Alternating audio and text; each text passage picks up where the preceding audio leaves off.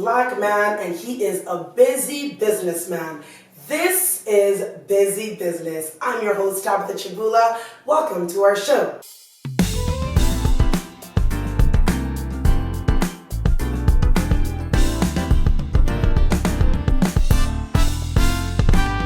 Welcome back to our show.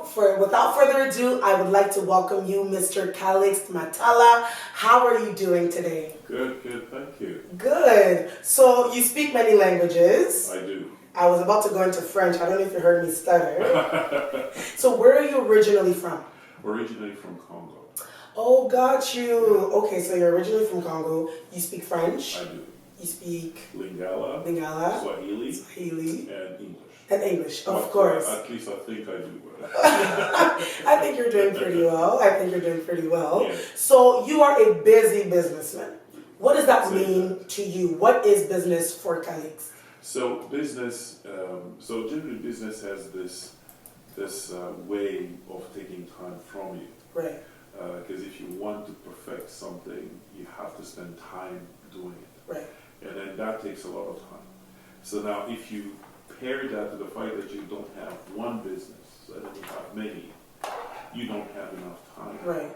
And the biggest fight that we have is always saying, how much can I delegate? And so that I can actually recreate a little bit of time. But Gotcha. it gets quite busy quickly. Okay. Yeah. So that's what business is. But how does Cal and business work together? What's your association with business? What do you do? Who is Cal? So my background, the first time that I actually met business, if you want, was trying to put two different businesses together, right. Trying to have somebody that wanted to sell something, somebody that wanted, and that was in South Africa. I had a chance to talk to Samsung South Africa at that time. They were looking for some copper minerals and stuff like that. And then we had a group of people that wanted to do something and trying to see what we could do in Africa and what's not. Then when I moved to Canada, I started with being a banker, Gotcha. a commercial banker. So I met a lot of business people and what's not. And then from there, we evolved and stuff. I had a millwork company, so basically doing all the finishing for a house or a store and stuff like that. I was in business doing kitchens and what's not. Then we moved from there. I started doing consulting for low-cost housing in Africa, some project in Africa. That led me to actually design one of the biggest projects that we're still working on to build a full city in Congo. Oh, wow. Because we were able to transform the concept from low-cost housing to affordable housing. Right. When we say affordable, we want it to be affordable but not necessarily cheaping on quality. Right. So then we designed that and we're still working on it. And then so by the grace of God, we had a chance to be in Alta, where we own a medical clinic. Pushing for a diagnostic lab.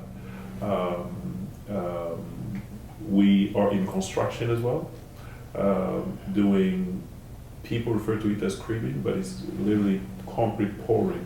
Gotcha. For foundations and stuff like that, parquets and all that, which is a fairly new, but we have some interest in a company in the U.S. That manufactures cake, and then they have a new technology, a new way of doing certain things, and then we have some interest there as well. So that's pretty much. So I know for a fact that your businesses are successful. So congratulations for that. Thank you. But it couldn't have been easy being a minority in Canada. Yeah. So what are some of the challenges that as a Black man you had to overcome to make sure your businesses are where they're at today? Number one is just the misunderstanding. Okay. The fact that if you are talking to people, they do not necessarily understand you. Like sometimes when you know somebody very well from the same culture, they don't have to say everything for you to understand. Right. But here, you have to be very careful. You have to be very intentional in communicating with people. Right. Number two, you are only blessed when people feel like you respect them. Right. So, but also you have to know that if you are overly doing it, they think that you're weak. So you have to manage and juggle a lot of perception, but just being a nice person. But this doesn't necessarily subtract the challenges that we have to face. I have to be honest and say that for most of what I do, I don't like to talk about it. And one of the reasons is because I don't know where the jealousy may actually come from. That's true. So I remember one day talking to some other folks in the US, and then I was like, it's very sad that I cannot necessarily celebrate what I do publicly because I don't know what will be the direct consequences. So I try to be effective, but not talking much. Now, do you think that's something that you had to do whilst in Africa as well, or more here? So the funny part is that in Africa, you may have to do it for different reasons. Gotcha. You don't want to talk too much because maybe you have thieves, you have people that can actually come to you. Gotcha. You may not want to talk too much because you don't want necessarily the idea to be stolen. But you have a little bit more freedom than there is here. Plus, I'm from Congo. The background is you don't talk about what you do. You don't talk when you travel and stuff like that, right? For that reason, we can simply say we are here to do this. But you can never be as free like in the US where you can say that we are running a company and then this is how much money we make and so we don't have that freedom. So I think that I don't have the freedom to do that, neither here or in Africa. Okay, that's fair enough. Yeah. I know there's so many people watching us right now or that will watch us later on that want to launch themselves in business as well. Maybe they don't know what to get in business. How do you choose? Because you told me that you have a clinic. I don't think you're a doctor. No, I'm not. So how did you get to that? So let me just maybe start by why when I got the opportunity I jumped on it. It's not because I had money, because I didn't even have enough money to. Exactly. This was a leap of faith. I to be honest with you, I think I had 1% of the amount of money. Oh wow. Yeah. Okay. But so what made me jump in it is because as a banker I knew what industry were good industries. Gotcha. Then I have this principle where when I'm actually choosing what type of business I want to go in, I go with businesses where you have a backlog. Okay. I like to say, most people will say, well, the product that you're giving, is it a need or is it a want? A want, right? So I said, I don't do that. I do businesses that I cannot stand this. So I cannot stand this business. Because no matter what it is, if you cannot stand something, you will spend the money to fix it. Of course. So what we are doing now is the type of specialty that we have is one that we do not have enough specialists trained in the country. Right. And the few that are there are overly booked. And people that are suffering from those conditions, they cannot stand being there. Got you. Right? So the way that I pick business is I pick business where the demand is bigger than the supply of services. But you got that advantage because you were a banker, so you already knew. So for someone that just is fresh out of school, maybe they're 18 years old, maybe they're 16, maybe they're 43, maybe they're 68, how would they know what business to pick and how to get into? How did you know that you needed to be a business person? That's right. So I strongly believe that until you know that you're a solution and that solution is unique, you shouldn't jump into business. Because people think that business is actually getting money from people paying you. Right. No.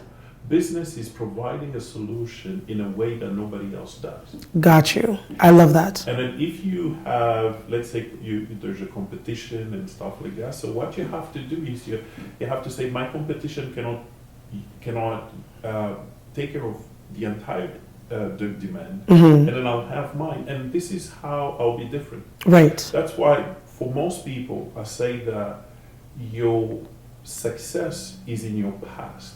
Gotcha. It's often what you learn to do. And in the industry where you're in, you will be able to know what is not done for you to service it. So if you're fresh out of school, there's nothing that you've done. It's Gotcha. time for you to learn. Got you. Unless you've identified something that people do not do right, that you want to do right. Okay. So business is not about money. It's about solution. If you speak of solution, it means there's a problem. So you should be happy when there's a problem? But I have the second theory. Right. The biggest source of wealth in the world is not gold, is not Silver. no gold, no oil. It's problems. Now, it's solutioning it is just part of the solution. It's just part of the wealth. Right.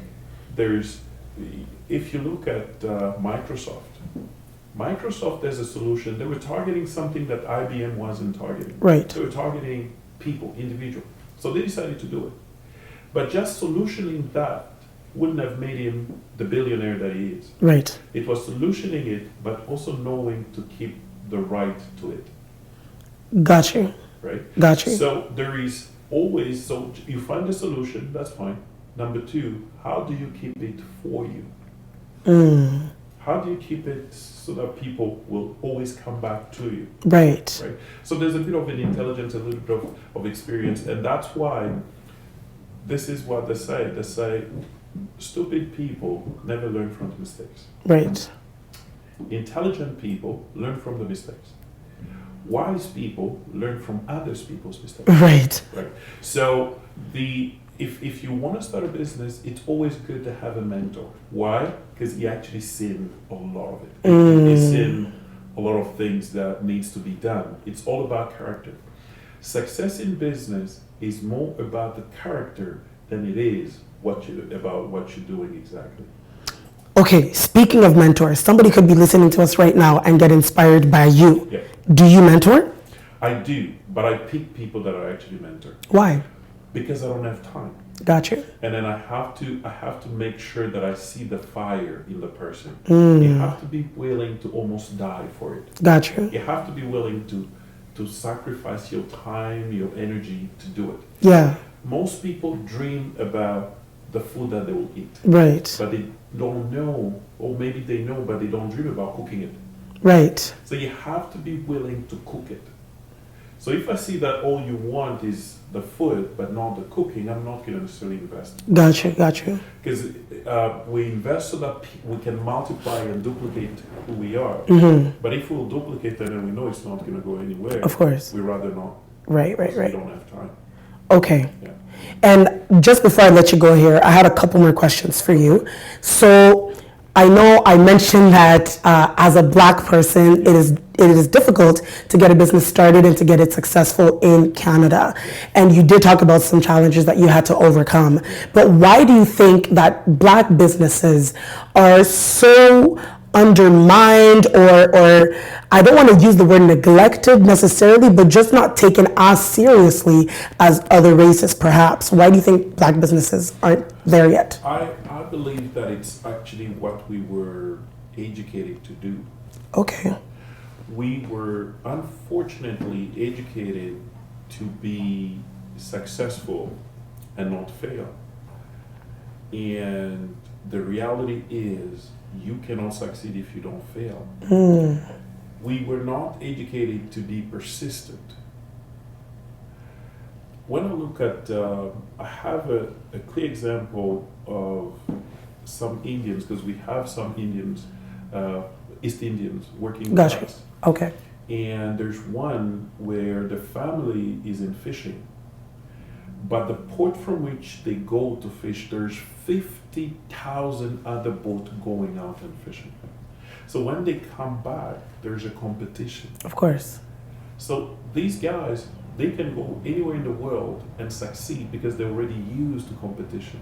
Gotcha. Competition means that you have a lot of chances of failing, but they had to survive. Right. We don't have that. Every time that something doesn't work, we are even ashamed to talk about it. And yet, it is our treasure. Right. If we want to know, if we want to do something, we have to be willing to take the shame.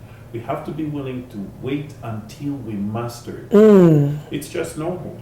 If today I ask you, why aren't you going to the Olympic and running with the best of it? It's because you didn't take the time to fail. Right. You didn't take the time to fail. We don't take the time to fail. There's no competition. We prefer something that is safe, where I will actually be called, I'm actually an engineer, I'm this, I work for that company, I'm the manager. Interesting. It's interesting. Yeah. But failing, I'm ashamed, because we don't have a lot of people maybe that were, failed, and then it became a big story. Right. I believe it's pretty much about our culture. Got you. That's why I think that the education system today is set to make people fail. Because it doesn't give them the taste of failure, and people have the illusion that they will always be okay and succeed in everything, when that's not true. And then if you succeed all the time, or at least whatever you do it easily, then you fail. Of course. The first time you fail, you quit. And then the principle is you can never quit. Right. You can never quit. And failing is okay. It hurts, but it's okay. Got you. Yeah. So for anybody who wants to launch themselves in business, and maybe they're too afraid because they don't want to fail, and maybe they just feel too old for business, or they feel too young or not knowledgeable, what's your message, if you could speak to them right now, for them? I believe that it's a mistake to want to just do business. You say, I want to do business, but what is business? But the minute you know what you are giving as a solution, it becomes easy, because you know what you're giving as a solution. All you have to do is build a team that can support the sales system and all that. But as long as you have a solution, and then you know what is unique about it.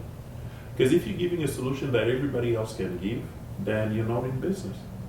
So it's the focus. What gives you that fear is essentially because the solution that you have, you're not sure if that solution is needed. Number two, if it becomes needed, what team do you have to make it happen? Look at the basketball team. The best basketball team, they have the best coach, they have the best players, but when we start business, we go with mediocre people around us, and then we say, okay, this is what I can afford.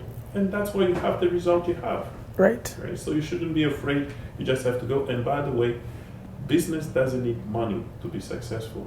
Business needs good ideas and good people. I love that. And mind I just point out that Cal is actually a Christian man. Oh. So it is possible to have the Holy Spirit and do business. Actually, without it, you have to have a spirituality in business. Gotcha. You have to pick your side. You're either a Christian, but if you're not, you have to be, because there's competition spiritually at one point. Oh, of course. Where if you are not, they'll kill you. Yeah. It's competition. They'll kill you. So for me, I'm on the good side. Good. I'm glad, and I hope you're also on the good side. Cal, I want to thank you for being here today. Thank you. It was amazing. I learned so much, and I'm sure that you learned so much as well. This was your very first episode on Alta TV of Busy Business with your host, Tabitha Chibula, and we will see you next time.